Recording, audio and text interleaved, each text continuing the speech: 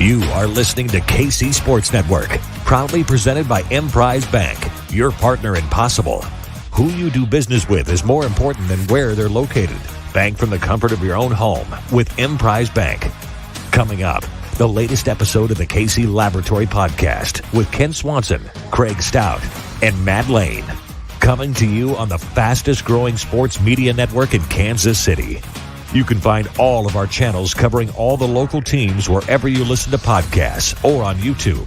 Just search KCSN. And now, the latest episode of the KC Laboratory.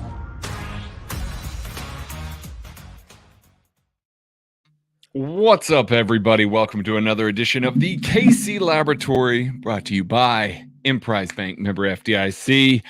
I am here taking over for our good pal Ken. It's the holidays. Everybody's kind of got their own thing going on, traveling places, doing all sorts of fun stuff like that. But I am joined by my pal, who we did not get to talk to during the post-game show this past week, Matty Lane. Matty, my friend, you've had a day. Lots of house stuff that you've had to go through. Man. But you're here.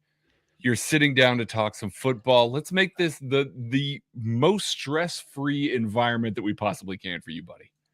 Man, I don't know if that exists right now. I've had trees falling on my fences. I've had pipes bursting in my laundry room. I've had quite the literal Christmas day so far. I just carried over into the day after Christmas now, so it's been something. I am glad the Chiefs at least gave me a semi-stress-free day the day before, a game that was kind of nice to watch. You know, I had to sit in a Starbucks because the internet in the mountains where I was down due to the same storm that has caused all these other issues.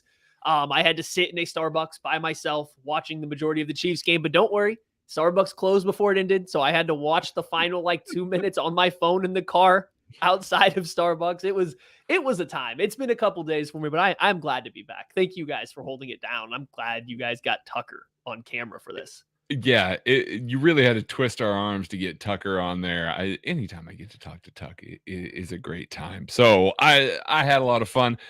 So we're going to start off a little bit with this past weekend's game. Obviously, not a ton of takeaways from the Seahawks, but we'll start with the defensive side of the ball, Matty, because I do think obviously there's a lot of positives there. The Chiefs have 10 straight drives where they, basically allow only 3 points.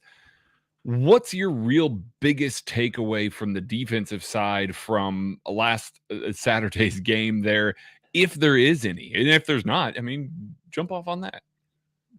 I think the pass rush. I think I'd settle in on the pass rush. I wasn't watching in the best environment, but it really seemed like it was probably the pass rush's best performance to date. It didn't seem like a lot of stuff was coming via blitzes or extra pressure. I mean, yes, there were times where Steve Spagnuolo was sending some extra guys, but that didn't seem to be when they were really getting after Geno Smith. It seemed like a lot of it was the 4-man pass rush. And I know Chris Jones was great, but it didn't seem like it was just the Chris Jones show either. It seemed like everybody was actually having a pretty quality game. Everybody was being disruptive. They were almost taking turns on given drives or plays on who was going to be the guy to win. So I think that was a good thing to see. That was a very nice response coming off of Colin Saunders' tweets and, everything about, what are you talking about with the Chiefs pass rush? I think that stood out to me more than anything else. Is that kind of what you saw too? Oh yeah, absolutely. I think that the biggest thing is it didn't just have to funnel through the blitz and Chris, just exactly like you said there. You got to see a little more, from everybody, and in particular George Karlaftis, who has been a big topic of conversation today. There was going into this week, there was a lot of talk about when he got his pressures. Now, obviously, he's up there with all the rookie, pass rushers and pressures. That's good. Most of his pressures, at least he's leading all rookies in pressures that occur after 3.5 seconds in the pocket. And for those of you who don't really kind of subscribe to some of the advanced metrics and stuff like that, with ESPN's pass rush win metric, that does not that's not good for that. Like, they expect you to win with your pass rush within 2.5 seconds, I believe, Maddie. It might be something like that. Yeah, I'm pretty sure it's that, and it's just entirely based on like your positioning versus a blocker's positioning to the Correct. quarterback as well. So I don't think it even takes into anything else into consideration what you're doing with the hands. Even if you're about to win, I think it's just kind of GPS tracking at that exact moment, and it's not pretty if you go by that metric. It's not. It's not pretty for any Spagnuolo defensive end, if we're being real. Hey, The way Frank's that climbing. Frank is climbing this year, baby. buddy. We'll get to Frank. We'll get to Frank here in a little bit. But when you're playing contain, you're playing through the tackle a little bit more. It's going to look worse. But a lot of those pressures have been coming late in the rep, and that's something. It's not unexpected. Like, that's one of those things that we talked about on draft day, that we talked about before draft day involving Karlaftis. His relentless motor is going to keep him involved in the play until it dies, and you see that time and time again. He is just continuously coming after you. But this week wasn't that. It wasn't that. I arguably, Maddie, the cleanest pass rush win that we've seen out of him on that sack. Boy, he absolutely whooped the tackle on that play, got into the backfield quick.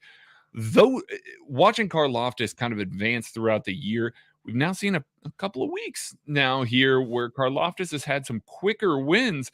That gives me hope going into the playoffs, and it certainly gives me hope about some of these predictions that we made before the draft, or immediately after the draft, saying, well, maybe Trey Hendrickson's career path, he's well ahead of that right now. He really is.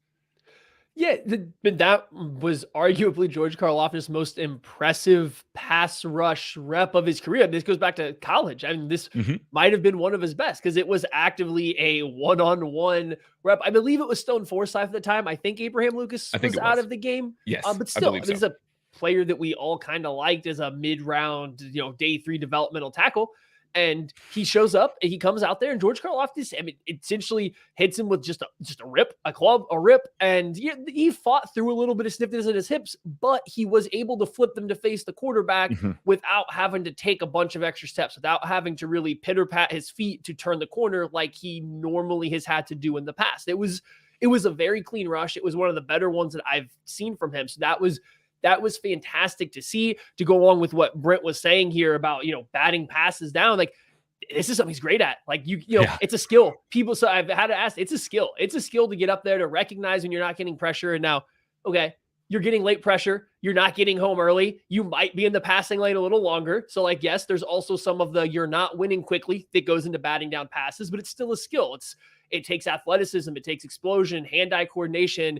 You put him with Chris Jones and Carlos Dunlap, and it is kind of hard to throw the ball, short, quick, over the middle of the field, like right over this defensive line's head, because you got a lot of guys trying to knock down the pass. So good game by Karlaftis, good game by the defensive line as a whole. Mike Dana flashed again.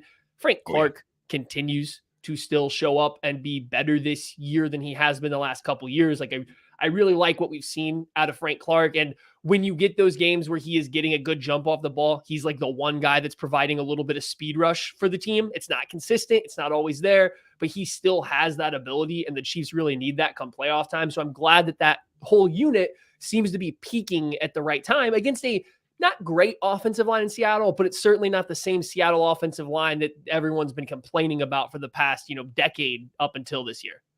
Absolutely. And I think that the thing with Frank especially is that it's not just we've seen some times over the past couple of years where Frank was light, like playing light, but due to injury or due to illness, whatever the case may be, playing a little bit light. And so you see maybe a little bit more speed, you see a little bit more juice on some reps. This is consistent. Like, you see it popping out in the first, second, third, and fourth quarter. And obviously he's playing the run well. I mean, George Karlaftis looks by comparison like he's got some growth to do playing the run, because teams just don't want to run at the other side. So they're throwing a lot at Karlaftis. He's still winning plenty. Don't get me wrong. He's playing the run okay.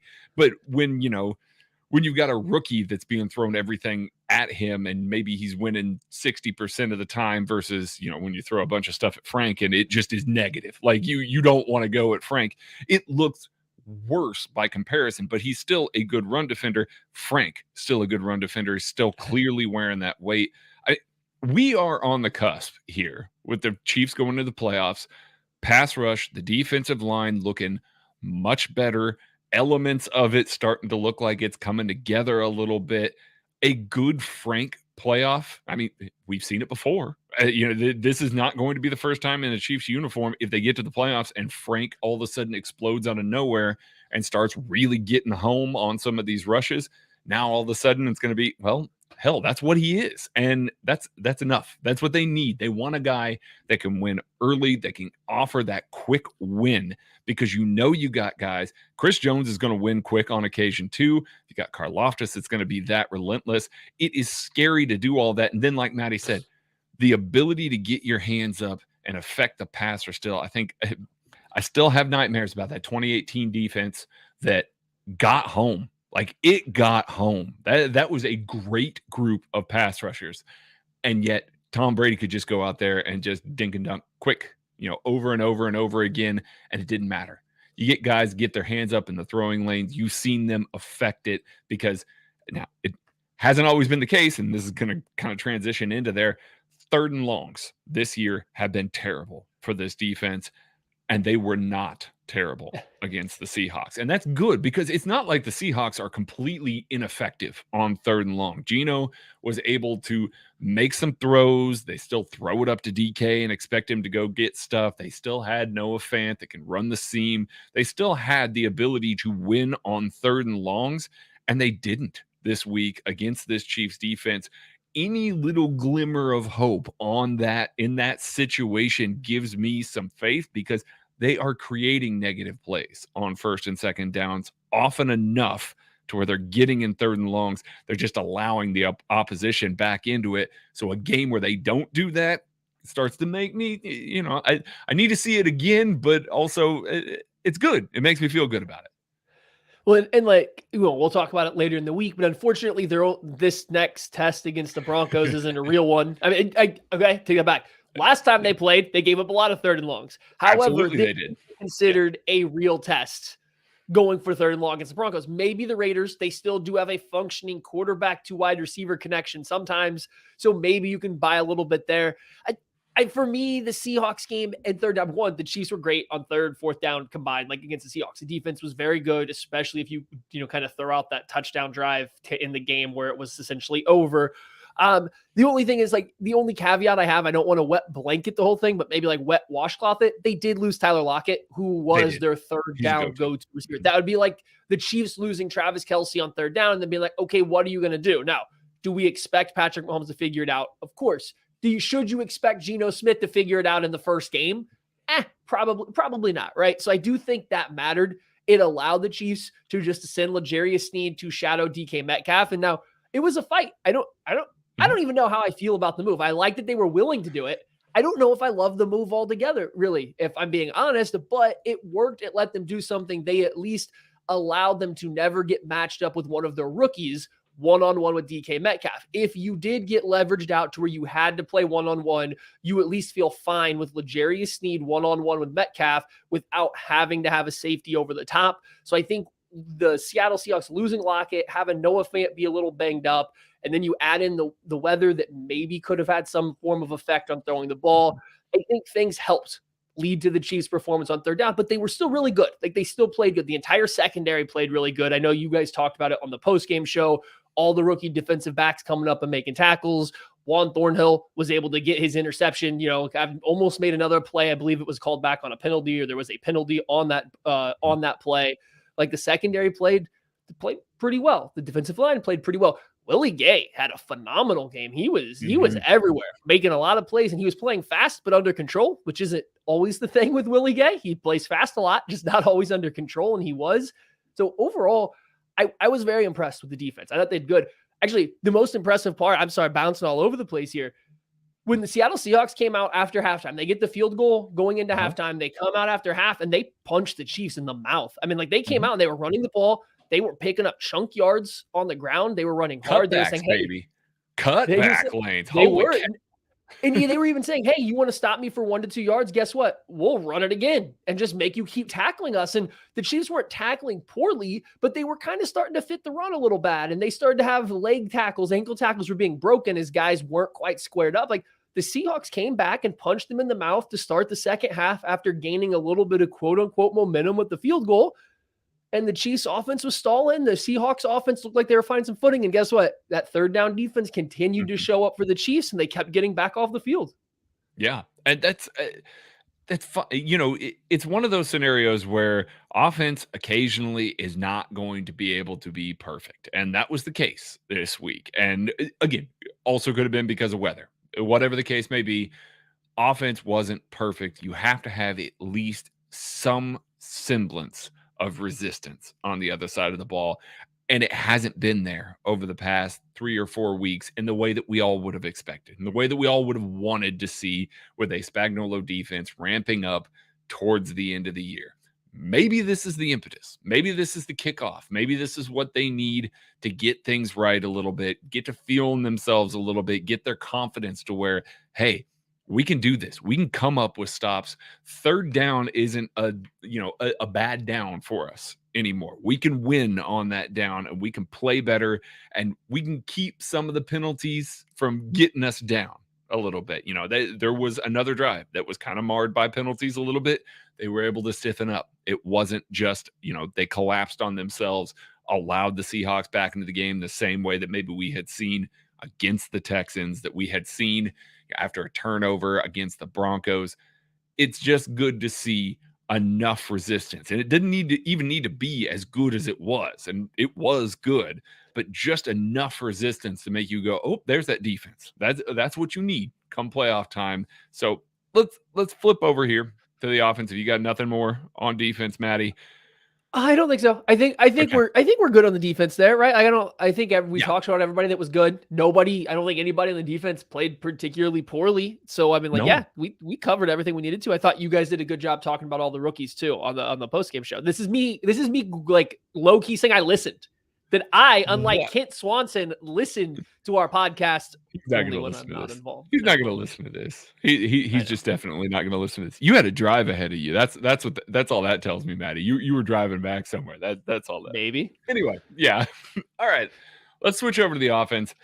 Oh boy. I know you have a lot of problems. Basically some stuff you want to get off your chest about the number of snaps one of the Chiefs wide receivers is playing, and his contribution on Sunday. Again, it's cold. We saw Marquise Goodwin drop a whole bunch of balls as well, but Justin Watson did not have his best game of the year on Sunday, and it's starting to become a little bit of a trend, Maddie. Yeah. I'm not going to even beat around the bush here. Justin Watson snaps.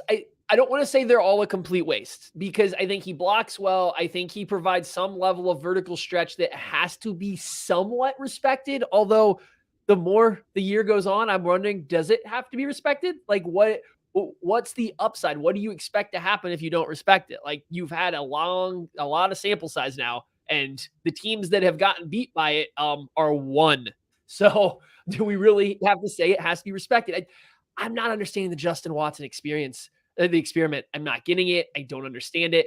I think I don't have the full numbers right now because I won't be able to see them until after the year. He's trending to be like at an NFL record for the lowest yards per route run. Like there's going to have to be a limit there on routes run, obviously, but like he's going to be one of the lowest we've ever seen for the amount of routes that he's running this year. He's not getting targeted. When he is, they're not successful.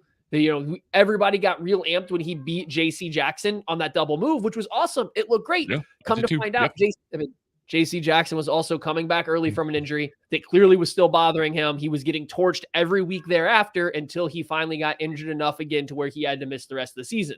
So maybe that was as much about Justin Watson as it was just, okay, it was a very timely play and not something you can rely on. So to see his role continue to progress, it's not even that it stayed the same. It's not even that he's getting some shots. It's not that he's getting these play action shot plays out of a certain personnel package, but to see his role continue to advance, to continue to progress to the point where he's now getting short and intermediate and third down targets on all sorts of different routes, it's absurd. There's just no upside here. Even if these start to convert, have we seen anything to say elite ball skills?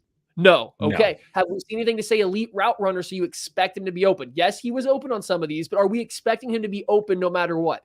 No. And are we expecting him to make a big play once he has the ball in his hands? No. What is the upside for funneling targets and routes to Justin Watson at this point in time? I fully don't understand it.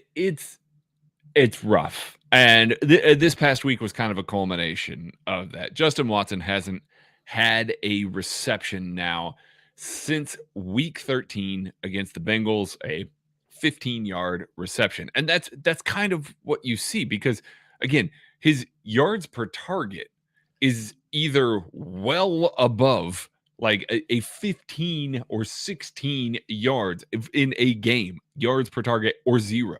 Like there's very rarely an in between. So using him in that intermediate area of the field was a little bit difficult for me to watch this week. I'm just sitting there, I'm watching, I'm going, man, these are Sky Moore targets. Like these are Juju Smith-Schuster targets. These are Kadarius Toney targets. Like, I mean, I'd like to see them on that. I get why you target him on the vertical plane because he is explosive. He does when he does catch the ball, it's for 15, it's for 20. It's, they're big plays. And that's kind of what MVS is a little bit, but MVS still wins underneath often enough to make you go, okay, well, maybe we don't need to target him in that way. It's just rough to watch a game where a guy gets 4 targets. He drops a handful of them. Obviously, one of them well covered by Tariq Woolen. He had the man beat, and that's a good play on the ball by Tariq Woolen.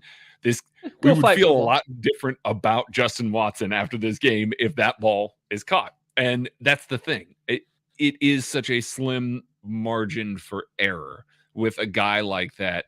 And then when you use him in those intermediate areas of the field and you're targeting him on gotta have it downs, I realize defenses know they're going to Kelsey. Like they know they're going to Kelsey. And so you're going to try and bracket him, take him away, do whatever you can. But there are other guys that they've had so much more success targeting. Jerick McKinnon, Juju Smith-Schuster, even MVS. Like get those guys the ball, let them work in space because as it turns out, targeting this guy repeatedly at this year hasn't borne the same fruit that a lot of the other guys.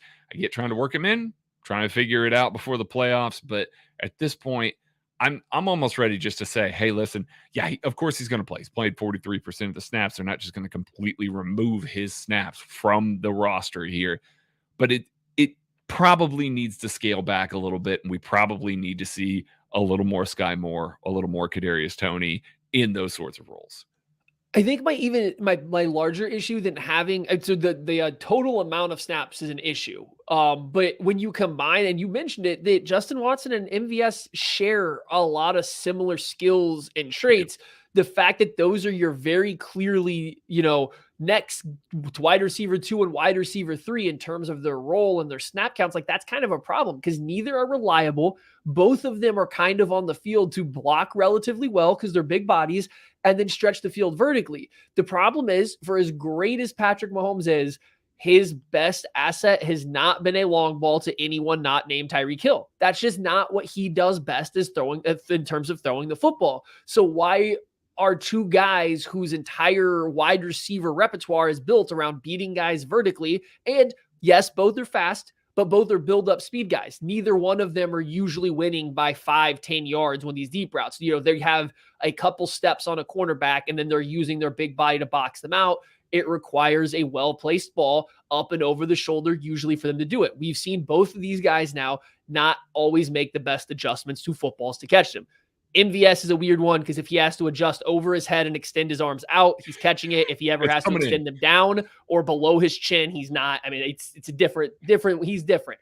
But these 2 guys need perfectly placed passes on vertical routes, and they're not creating significant separation. They're doing it on long developing plays because they're, longer striders. They build up speed. It's just 2 guys that don't seem to mesh great with what Patrick Mahomes does, and they're getting a lot of snaps. So you pair those 2 with a game plan that also sees a lot of Michael Burton playing as a tight end, and Noah Gray and Travis Kelce and Blake Bell, and you're getting all these guys on the field together without one Juju Smith-Schuster, who, yeah, he's not the most dynamic receiver, but guess what? When you throw him the football, things seem to work a lot better than other guys, or a Tony, or a Sky Moore. When you're taking away all the dynamic players and putting out that group of players like the Chiefs like to do a lot for Seattle, this offense looked ugly. I don't think it's any question of why Patrick Mahomes has a decent stat line, but not a great stat line. Depends on how you look through his efficiency. I mean, his QBR was like 34 or something in this game. And it doesn't matter. I'm not saying it means anything, but It's not a surprise when you look at the weapons and the personnel packages the Chiefs were using. The longest pass the receiver caught was 13 yards. I'm not surprised that there were some struggles offensively when this is the personnel package you're working with. I couldn't be more impressed with Patrick Mahomes watching how MVS or Justin Watson attempt to adjust to any pass and not attempt to get their feet down, or unable to stay on their feet because they're asked to rotate, 13 degrees while they're running. What he's done with this group of guys is impressive. And I will, before anybody's like screaming at their car radio or at their headphones right now, yeah, the offense was fine. Andy pulled the reins back on it. We all know that. It's not like they got up 2 scores and it's like, okay, well, let's just shepherd all this in-house and make sure that we keep everything there. I do think a great point here, Stephen P. made it in the chat right now, calling it now, MVS will catch an insane crucial catch in the playoff / Super Bowl. And that's kind of the difference. I think that's the one thing with MVS that you see is that he will step up and make that play. He will come up with that big play. We just saw it last week, the previous week. That catch that he made in the end zone was ridiculous. It's an insane catch. So you don't know when it's coming, but you can set your watch to it. He's going to make Correct. A fantastic catch. It's going to happen. Now, yeah. The thing is, though, you can't rely on him, though. You can't rely on him on a play-by-play basis to make the play, but you do know he is going to get it back. He is going to make up for it at some point in time. So, you live and die by that one. I just don't know how you then also are going to live if you put the lesser version of that out there for more snaps than him. And I mean, when he's getting essentially the lion's share of the DeMarcus Robinson snaps, you're cool with occasionally having a flash here and there. Moving on from the receivers, Maddie, we talked about, I could probably gush about that Patrick Mahomes run for the next 30 minutes if I wanted to. It's just insane. I'm so glad that everybody in the locker room was just standing around being like, man, can you believe that dude just continually does it again? How did you think Patrick Mahomes played? Not great, but fine. I thought his placement was a little wonky in this one. He was firing the ball kind of high. He was firing it a little hot, probably, to some of the receivers. I don't think he was playing his best game. I don't think he got any help, though. I mean, I think this is kind of what we're alluding to with other stuff as well. I think there was a couple drops. MVS couldn't get his feet down on a sideline throw that wasn't great, but it was catchable. You give him a little bit of help on some of these, 3 Watson drops, and some of these just other Kelce dropped the ball.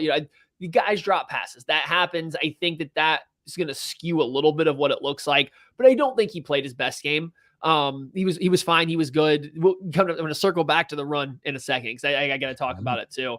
I get Andy Reid pulling the reins back a little bit once they got up, especially 17-0 or whatever. I didn't love the offense before then. I thought it was a weird offense. It was one of those weird Andy Reid games where I felt like it seemed like he was trying to put this weird game plan on script because he thought they were going to win. Here's a bunch of heavy personnel. Here's a bunch of weird short passes to non-athletes just because this is what we're going to do. And I think Mahomes was trying to operate in that fashion. He was trying to operate under it, but I just don't think it was the best game plan for him and in that game. So it's hard to get much of a read about him from what I think we saw.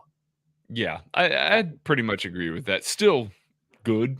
Not his best performance, certainly not his worst performance. Just kind of one of those, hey, got it done. It wasn't like the previous week where it was like, wow, that seemed kind of ho-hum, and yet he completed 20 straight passes. This was more of he got let down a little bit. The stat line's probably better than it showed, but not that much better than it showed. And then he just goes off and has one highlight reel moment that we can sit there and play and go, hey, who cares about the rest of it? That was awesome. Oh man, and that's just it. That run like completely, I don't want to say changes the belief of that game, but it changes everything. Yeah, probably. That changes not your belief, but like your feelings of the game. When you think back of this game, you're not going to think of, oh, that was a fine Mahomes game that could have been better if he got more help, but also it still was never going to be great. Like that's not going to cross your mind. What you're going to remember is this quarterback scrambling out of the pocket in the red zone, being out leveraged to the sideline by a linebacker, absorbing a hit on his left hip, and then somehow leaving his feet, going airborne, using his hand as a tripod to lean down, keeping his hand at bounds, and then reach for the pylon to make a touchdown. Like that's what you're going to remember. You're going to remember this play that is going to lead off his MVP highlight film. Like when they show it, this play is going to be one of the first 3 plays you see. Is going to be this run with this dive, because we use hyperbole a lot when talking about him, but I can't recall off the top of my head seeing a play much like that. It's like the Odell Beckham Jr. catch, right? Yes, someone's going to pull up one and say, hey, Matt, you're wrong. Here's somebody else doing something very similar. Like, oh, yeah, you're right. I still didn't remember it, though. Like, right? Yeah. You're going to remember this. Here's a guy whose body is shaped like a crescent as he's getting knocked out of bounds, and he's using his hand to stay off the ground while reaching across his body, like with his opposite hand back away from the direction he's being hit, and his body's moving to touch the pylon. The athletic feat to do that, like how athletic and just flexible and how much body control you have to pull off that play is absolutely insane. I can't imagine the only person happier than like the Chiefs, than Mahomes' teammates or him himself, or Bobby Stroop. Like that's the only person that was happier about what they just saw, that was more excited, was Bobby seeing that. Cause like, yeah, he probably can't point to a specific exercise, but he's going to be like, nope, I knew he could do it. I know how he's able to do that. And it was something crazy to watch, not even as a football player, just as a body movement athlete, situation. And see, when this MVP conversation happens, when this is all talked about, the conversation's always going to come back to Jalen Hurts and what he can do on the ground as well as with his legs, which is a great conversation to have, because there was a middle stretch of the season there where Jalen Hurts was ludicrous, like absolutely well deserving of being in the conversation here. But Mahomes, has enough of these plays that stick out in people's minds, like this, creating with his legs, not just sitting back there with the crazy arm angles and pulling off all that extra stuff, but the scrambles, the throwing across his body, and then the ability to get out in space, make guys miss as a runner, and still be able to dive and make a play like that, kind of mitigates the argument a little bit. When the discussion is, well, look what he can do with his legs, you just turn on that clip right there and it's like, look what he can do with his legs. And it's like, well, yeah. And it happens often enough. It's not just, oh, that's a once every year, that sort of thing happens. No, it happens frequently enough to where you get to sit back and just be like, hey, listen, man, our guy can do some insane shit with his legs too. Like he can. And so you're just going to have to accept that he is having probably the best year of his career. I mean, again, 2018, I'm willing to hear the argument that this is on par with it, if not better, when you consider the weapons. And so You're gonna make me splice this out. Hey, go for it. Hit me with it. If you've got something here. 2018 was better. This year's more impressive. And it's because 2018, nobody was ready for what the Chiefs were doing. Like nobody was ready for it. It's like to put up those numbers the way they did, as effortlessly as they did, and the fact that the Chiefs weren't having to go balls to the wall deep into every fourth quarter that year as well. Like there was a lot more pulling back on what the offense could have put up that year. So like, I think it was better. Like just from the outside looking in, when you look back upon history, that was a better season. That's one of the top 3 seasons any quarterback is ever going to have in the history of the game.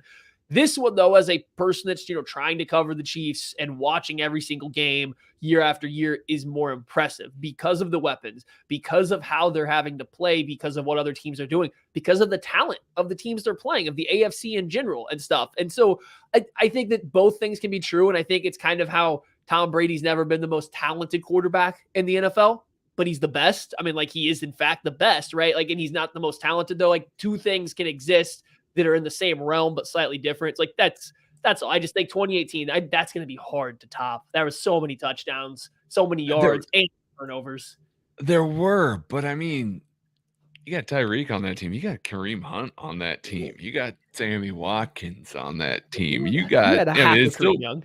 You got half a Kareem Hunt. That's still the half a Kareem Hunt was worth a whole hell of a lot of yards. And Travis Kelce, obviously. Now, you could make the argument that Travis Kelce is better now than he was in 2018 somehow, because he's just apparently going to defy time and age for a little while here. But it is an argument worth having. But the fact that he was a unanimous MVP in 2018, I don't think that there's a way that he doesn't get it this year. I understand the Hurts argument.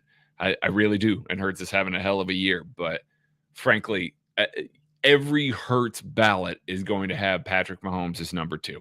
And I don't know that there will be every Mahomes ballot having Hurts as number 2 with the ranked system this year. I don't know. What's the path to Mahomes not winning the MVP? Do you think one exists? Do you think it's Hurts?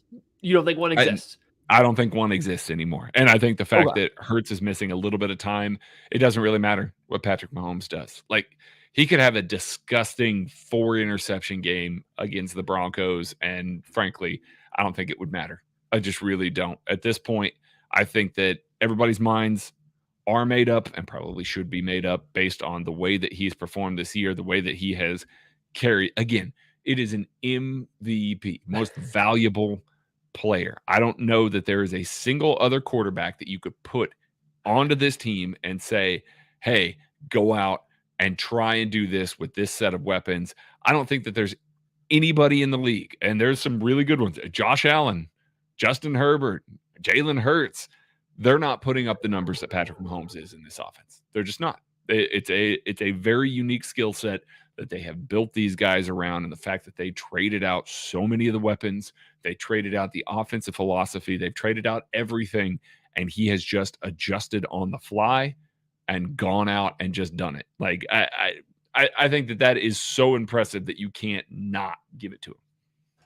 Okay, so in my opinion, the path is Burrow or Allen lighting up the other one this weekend, right? Lighting them up, 4 touchdowns, whatever. Great game. They go out and win. They obviously beat them. And then they win out with another really good performance. So you add another 8 touchdowns, 7-8 touchdowns to their total, and they don't throw any more interceptions. So you're going to be looking at a similar touchdown to interception ratio of what Patrick Mahomes is going to be then, right? Similar. And it would also have to coincide with Mahomes having another game versus Denver like he did last time. It would have to come with more turnovers. It would have to come with a poor game versus Denver, and then he would have to do that. Now, I'm not making this as an argument of the stats will be better for those guys. I see your brain turn. That's not where I'm going. I'm going to say the stats will be close enough that they're going to say, yeah, but look what happened head to head. Look what happened when those two played each other. Look who played better in that moment. I know that's not what MVP boils down to, but you're going to be a voter sitting there looking at Joe Burrow, Patrick Mahomes, see the stat line being close enough, or Josh Allen, Patrick Mahomes, the stat line's close enough. One of them will have a better record, will be a higher seed than Patrick Mahomes. If the Chiefs would have to lose for the Bengals, but you would have the better seed, better team, better head to head, was better in that matchup. I think that's the only avenue to where he loses. I think there's zero chance he loses to Jalen Hurts. Zero chance. No. Jalen Hurts, I think, is off the table here. I don't think that Josh Allen is going to do enough. I don't think that Joe Burrow is going to do enough, especially since they have to play each other, and those two defenses have to play each other. Holy But cow. That's what I think helps them, though. If one does come out and blow it out, like that's the only thing. If one comes out and plays great, and Mahomes struggles versus Denver again, you struggle versus the same team again right before everybody votes. I'm playing a little bit. I'm pandering. I'm playing the game a little bit here, but like that's the only path I see, and that can't be a 3 touchdowns, 1 interception performance from these guys. No, they have to play lights out versus, Burrow or Allen would have to play lights out, but that's the only path. I mean, Hurts is out of it. Watching Minshew go out there and light up the Cowboys secondary, I was like, okay, well, we can end this one. Yeah. All right. That's going to transition us right over into the thing that we're going to close with before we get to our awards this week. Let's talk a little playoff picture. 2 weeks left in the season. Chiefs have the Denver Broncos, who just fired their head coach, frankly, a few weeks Too The late for interim that, head but coach is someone who just rolled into the building. just rolled into town. Was the clock management expert, so can't wait to see how he manages the clock against the Chiefs. We'll break down that later this week. And then the Chiefs play the Raiders, who are just continually raidering right now. So, but however, kind of got my eye on this Chargers game over here because I did predict that the Raiders were going to beat out the Chargers in the division this year, and that is still on the table. Raiders have to run the table, and Chargers have to kind of falter a couple of times here. But anyway, so let's look at the playoff picture here. Chiefs are the 2 seed. Buffalo plays Cincinnati on Monday in one of the biggest games of the season right there because it determines playoff seeding for multiple teams here. If Cincinnati wins, the Chiefs have everything to play for in week 18 if they beat the Broncos. They have the Raiders there. They beat the Raiders. They are the 1 seed. If they lose, Buffalo can reclaim the 1 seed, or if Buffalo loses, Cincinnati can leapfrog them both and get into the 1 seed. So very important game there. But I want to talk about some of the other teams that are kind of in division right or in the running right now. Baltimore Ravens. Maddie, Baltimore Ravens have not had Lamar Jackson for several weeks right now. The defense has kind of been carrying them a little bit with Huntley in the backfield there. Does this team scare you at Nope. all? You can even put Lamar back there, and I am not scared of this team right now. I have never been the biggest Baltimore Ravens believer fan team, whether it's Lamar or not. I think the team, the building of that team is flawed. They don't have any receivers. They struggle to throw the ball. And when that defense is not playing absolutely lights out, they are going to struggle to win football games, no matter how good Lamar Jackson may play. See the games versus the Chiefs over the years.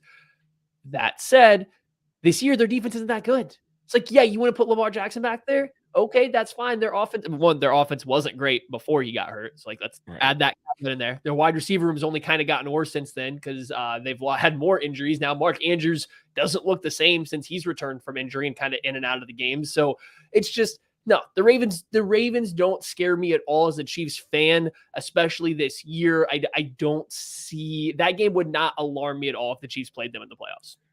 So, just looking over here, Mark Andrews, 747 yards receiving here. The number 2 receiver for the Ravens this year, Demarcus Robinson, with 425 yards receiving. For reference, imagine if he didn't run backwards. That would be 5th on the Chiefs right now. That would slot in behind Jerick McKinnon. And honestly, if McCole Hardman hadn't have gotten hurt, it would probably be 6th. Let's be real here. So they just don't offer the same sort also of aerial double threat. Justin Watson's. Yeah, double Justin Watson. Spags has done a really good job against Lamar. You look back on those games, the game plans have always been good coming out of the gate.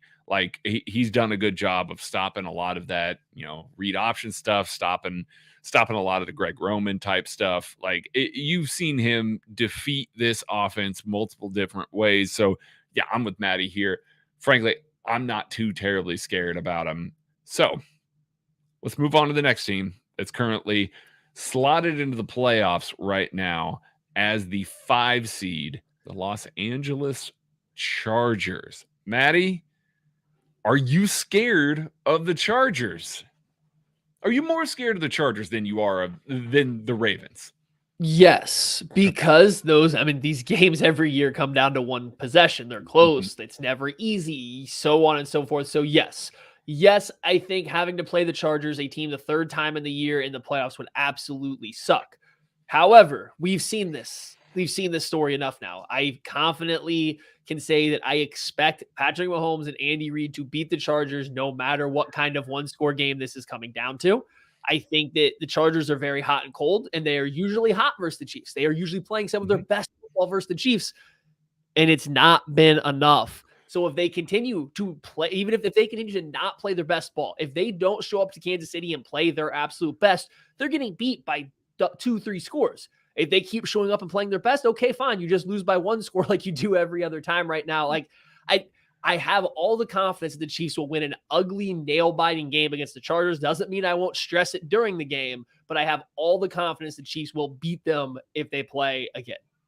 Yeah. The last time that the Chargers scored more than 27 points was losing to the Kansas City. Oh, wait, no, it wasn't. They only scored 27 in that game. ESPN had it backwards there. So they just don't put up the kind of points. I'm kind of with Maddie. The 3 times thing is the part that gives me a little bit of pause, because it's hard as hell to beat a team 3 times. Like it's ridiculously difficult. So that's the one that gets me a little bit. Moving on, team that just lost their quarterback to another concussion, with the 3rd time he's been in concussion protocol this year, the Miami Dolphins. Tua might miss this weekend's matchup against the New England Patriots. And that's something that, the Patriots don't have a good offense, but you get Bill enough time to plan for a backup quarterback, it's going to be painful for the opposition there. Miami right now kind of needs to pull a win off to make sure that they keep their playoff spot. And they got the New York Jets in week 18. First of all, Maddie, do you think this Dolphins team makes the playoffs? And if so, are you scared of the Dolphins at all? Yes, they make the playoffs based on sheer talent. And I think that Mike McDaniels is good enough that he will find a way to give Bill Belichick problems no matter who's quarterback. Okay, one, let's not beat around the bush. Losing Tua hurts a little bit, yes. I don't think that Tua does anything that Mike McDaniels cannot get somebody else to do for that team. I mean, let's be honest, Tua's really not that impressive. He's in a great system for him. I think they can find ways to be successful against the Patriots, against the Jets. So yeah, I think they'll make the playoffs. Am I afraid of them? I think I messaged you guys last week or the week before and said, hey, I really don't want to play the Dolphins. They look like a team that could really give the Chiefs a lot of trouble with the way they throw these YOLO balls. Then I watched them play the Packers, and I think I texted you guys and said, hey, don't really care if the Chiefs play the Dolphins or not, because they stink. So I don't know where I'm at with the Dolphins. One week they look dangerous, not good, but dangerous. And then the next week they're just not that great. I don't know where I stand. I don't. I am still the Dolphins are one of those teams that I watch and I look at the offense and I'm like, oh, I see why it doesn't work. Like I get why it doesn't work at times. And then I see it work in glimpses, and that makes me go, oh, damn it. I don't want my defense to be playing that. Like, I don't want any of the defense to be playing that. You got Jalen Waddle and Tyreek Hill out there, and both of those guys get volume targets. Like, it's not one of those, oh, just roll the safety over Tyreek. Oh, crap. Now you're screwed with Jalen Waddle as well. Mike Gesicki is having a pretty good year as well. I mean, I know that he doesn't have a ton of stats there, but, if you watch him in their offense, he makes a lot of tough stuff go for them. Raheem Mostert has been pretty good for them, but I've actually been really impressed by Maddie. Cover your ears because you don't know who this person is. Jeff Wilson Chase Jr. Edmonds. No, Jeff Wilson Jr. No, I've been really impressed with the way that he's run the ball, since they traded for him. And then on the defensive side of the ball, the more I watch Jalen Phillips, the more I'm like, man, I really wish that dude was in Kansas City. There's a player that I really loved and I really wanted in Kansas City, and he has just turned it on as a pass rusher. He's turning it into a game wrecker for them. Well, then they added Bradley Chubb to go with him, and I don't think Correct. Chubb's a great pass rusher, but you want to give him one-on-ones, or you want to use him and Christian Wilkins to get Jalen Phillips one-on-ones? Like that's what scares me more than the Tyreek Hill, Waddle thing. Like, right, that is going to hurt teams when Tua can deliver them the ball. The issue is you affect Tua, they're not getting the ball. Right. Give a lot of help to Hill. Let Waddle beat you, because I don't have the confidence that Waddle's going to beat you. Like, I think it's hit or miss. I don't think he's going to put up 305 touchdowns on you. Like, I think Tyreek Hill would if you let him, right? So let Waddle beat you, affect Tua, but it's the defensive line. It's the pass rush. That pass rush that they can cook up could spell problems. That's why I still have a little bit of pause for playing the Dolphins. It's not the receivers. It's not the offense. Tua does nothing that can scare me. It's the fact that they have a really good 4-man pass rush. Now, their secondary has played awful this year, though. Yes, they have. They really have not played well this week, but you get enough game breakers together and it doesn't matter. Like, I mean, I look at it and I'm like, man, they play a really good game. Like, that's one of those that you've got to play an equally good game to run with them. And that's kind of the terrifying part about the Dolphins. Moving on from them, Jacksonville Jaguars, my team, coming out of the AFC South. Listen, let's not look at the record too much. They're going to win out here, and they're going to have a winning record, win the AFC South. Maddie, I think I can speak for both of us. I'm not scared of this team. Like, Trevor Lawrence is playing better. Chiefs just faced this team.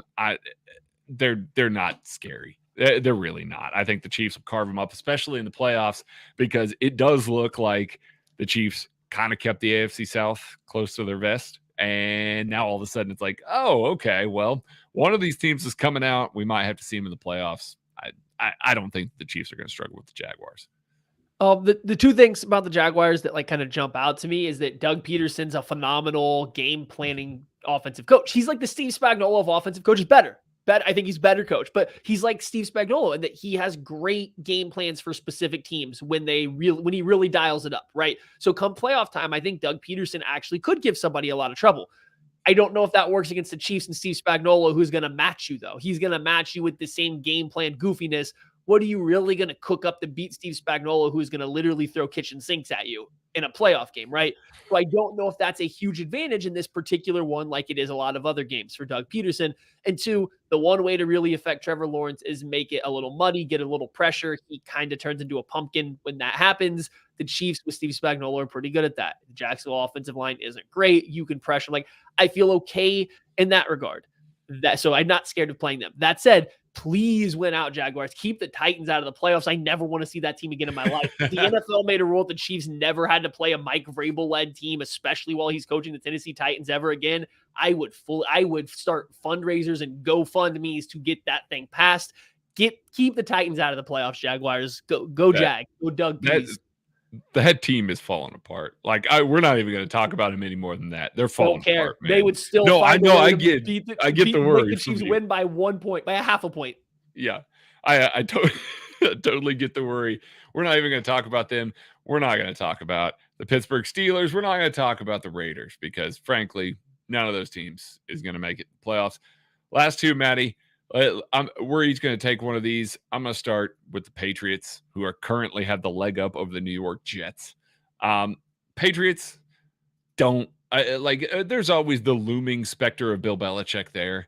And, you've got a guy in Matthew Judon who's been exceptional this year. So, yeah, you want to talk about a game breaker. Josh Uche, also 11.5 sacks. So you got two guys coming off of the edge that can affect the passer. You got guys in the secondary that are going to be well coached because it is a Bill Belichickian team, but it doesn't matter. Like, it just frankly doesn't matter. Andy has been able to cut around what Bill Belichick has liked to do in the past. Even when Bill gets him for a half, it doesn't matter. They come right out. They fix it in the second half. Everything is great. It's going to be on Mac Jones. Mac Jones is not beating this Chiefs team. Like, even a run-heavy offense where they play 21, 22 personnel all game long and dare the Chiefs' base defense to stop them. Nah, it doesn't matter. Please give me the Patriots in the playoffs. I would love to see them there. Dirtier player, Matt Judon or Mac Jones? Go. Ooh, Mac Jones, because Matt Judon at least has the talent to to make me look the other way on some of those. All right, Maddie, give me the Jets. If Mike White's playing like they have announced, and okay, maybe they're a formidable team, maybe. But then again, there's the same conversation you just had with the Patriots, minus Belichick. Even great defense, they're going to keep it maybe close enough. But do you really trust Mike White to beat the Chiefs? You trust Mike White and Robert Saleh to come up with a game plan to beat Andy Reid and Patrick Mahomes? Not in the playoffs. Not when it matters like that. I don't. It could be an ugly game. It could be a game that's not necessarily fun to watch, but I think the Chiefs would come away with it. Like, my only concern would be the Chiefs not seeing this team this iteration of this Jets team and this coaching staff, it'll be something new. Like, yes, Saleh was the coach of the 49ers in the Super Bowl. And I mean, hey, that was not an easy offensive performance either. That's not the same level of defense. It's pretty good. It's like, I don't know, scary from it's new, scary because the defense is good and they're going to make it kind of ugly. But like, is Mike White really going to go toe to toe with Patrick Mahomes? I don't think so. Bracket Garrett Wilson and then let Mike White try and beat you through the No, because he throws to other players though. Like he does throw to Elijah players. Moore. He throws to other players, but when Garrett Wilson has the ball in his hands, like it's a little scary. So, all right, that's going to cover kind of the playoff picture for all of this. Realistically, what seed do the Chiefs get? Predict now. Go on record. What seed do the Chiefs? The 1 seed. Bengals you got the Bills Bengals this weekend. taking out the Bills. They're beating the Bills this weekend because, frankly, none of us want to see a Week 18 with the Chiefs beating the Broncos and the Bills beating the Bengals, because then none of the top 3 seeds have anything to play for. None of them. Well, no, because the Bills would still have to win. Like, if the Bills beat the Bengals, they'd still have to win their final week. No, because, because the Chiefs won. Yeah, no, if the Chiefs the Bills have to play. No matter what happens, as long as the Chiefs don't lose this week, like everyone's playing next week. Like, gosh. I want the Bengals to win. Not that Cincinnati's a lot better, but like I don't want to watch anyone go play in one of those snow cold games in Buffalo. Like I get it's kind of cool, but like it's so bad. It's not like even football anymore. Like it's as just long as it's not my team, I don't care. You want to go tell another team to go up there and play in it? But but I'm saying if the Bills win, the Chiefs might have to. That's what I'm saying. We'll see. Give me the Bengals. We got Patrick Mahomes. All go right, Joey B. Let's do our normal awards and all this. Helmet stickers, butt slaps, and spirits. I'll just give Kent's away to let's see. Who's his favorite player this week? Helmet sticker to Kadarius Toney for opening up the red zone offense a little bit more.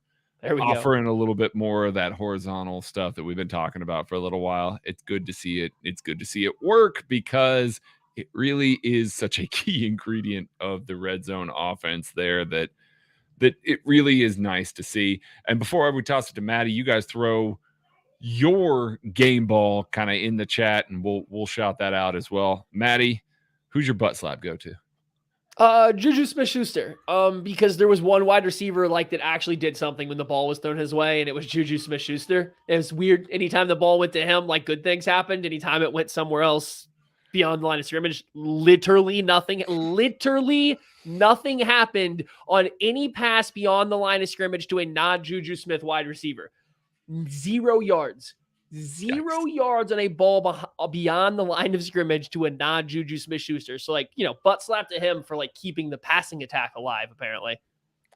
Yeah, we got an Orlando Brown Jr. in the chat, a Karlaftis in the chat. That's both of those are good one. Alyssa, I'm with you on this one. Whole ass bottle of vodka to George Karlaftis. Best performance as a rookie. Some glimpses there of some really, truly good stuff there. And yes, I am talking about the sack celebration. Keep that one, George. That one was good. We could do the fencing thing. That's great. Let's do that one. You've been cycling through them a little bit. That one's my favorite. So just keep that, because obviously if you're going to rush the passer like that, just go ahead and do that. We'll give the game ball out to Orlando Brown Jr. having a really good game. Really good game. And we talked him up before the game. Talked about how he needed to play a good one against some speed rushers. He did. Really good game for him, Maddie. Before we get out of here, talk about OBJ just a little bit, and then we'll dance out of here. No. I thought the entire offensive line actually played pretty well. Nobody was getting beat deep. Maybe this was part of Andy Reid's weird decision on the game plan of having all these big tight ends and fullbacks playing as wingers and chipping and balls coming out quick to non-athletes, because maybe this was all part of the game plan. I really do need to sit down and rewatch it again. Haven't had a chance to yet. That would make some sense. But live watching, I thought the entire offensive line played pretty well. Trey Smith killed another man. Creed Humphrey out in space is always phenomenal. And Orlando Brown Jr., much like last year, has played a lot better down the stretch this year. He has played a lot better the latter half of the year. I don't want to say, elite offensive tackle, but he's played a lot better down the stretch heading into the playoffs, and the Chiefs need him to. So, that's good. That's a good sign. Yeah. shut down some players in the playoffs, and all of a sudden, that 4-time Pro Bowl starts talking just a little bit louder. That's going to do it for us at the KC Laboratory this week. Thank you so much, all of you, for watching. Like, share, subscribe. Give us a 5-star review on iTunes, Spotify, wherever it is that you listen to this thing. Drop those in there. Makes us look really good. Shoots us up the charts. So we love all of those. We appreciate every single one of you taking a little time out of your holiday week to listen to us. We will be back in a couple more days here to break down the now interim head coach full Denver Broncos, talking about another AFC West game. Be kind to each other. We'll catch you later. We need more stars than OBJ has